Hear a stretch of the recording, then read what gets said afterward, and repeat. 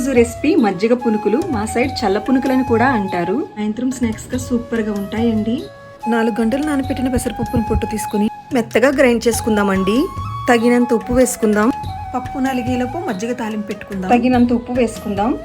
మజ్జిగలో చీల్చుకున్న పచ్చిమిర్చి వేసుకుందాం. స్టవ్ వెలిగించుకొని ప్యాన్ పెట్టుకొని పోపుకు తగినంత ఆయిల్ వేసుకుందాం.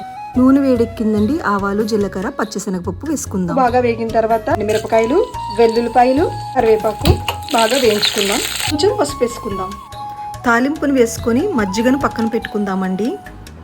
స్టవ్ వెలిగించుకొని ప్యాన్ పెట్టుకుని డీప్ ఫ్రైకి సరిపడా ఆయిల్ వేసుకుందాం. ఆయిల్ వేడెక్కిందండి. పునుకులు వేసుకుందాం.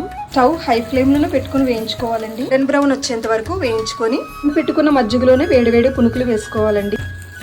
ఇవిగో మన మజ్జిగ పునుకులు రెడీ. మీరు కూడా ఇంట్లో ట్రై చేయండి. వీడియో నచ్చితే లైక్ చేయండి, షేర్ చేయండి.